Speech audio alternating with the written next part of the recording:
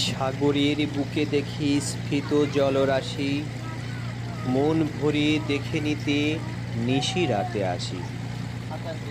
জলে দেখি মধ্যরাতে জোয়ারের হানা, গর্জনটা শুনে নিতে কথা বলা মানা। স্ফীত জলে উঁচু ঢেউ তীরে এসে ভিড়ে, বালুচরে স্ফীত জল আসে ধীরে ধীরে। দেখে যাই জল বেয়ে বাতাসের তারা, ঢেউগুলো নেচে যায় এটা মন কাড়া। পূর্ণিমার চাঁদটাও দেখি মাথা তুলে, মায়া মাখা চাঁদ দেখা কেন যাব ভুলে। ফেনা তোলা ঢেউগুলো চাঁদ দেখে হাসে, হেলে পড়া আধমরা শামুকের পাশে।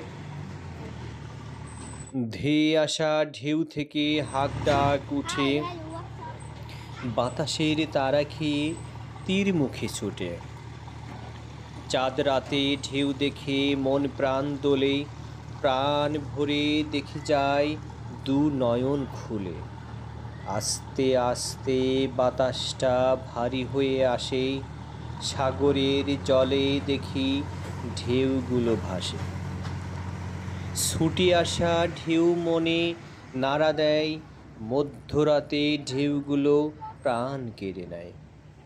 দোল খেতে যেতে পারো সাগরের তীরে, ভুলো মনা দোলে চলে মাঝরাত ঘিরে। কুল ঘেঁষা হাওয়াটা সুশীতল লাগে, রাত ভোর থেকে যেতে মনে স্বাদ জাগে।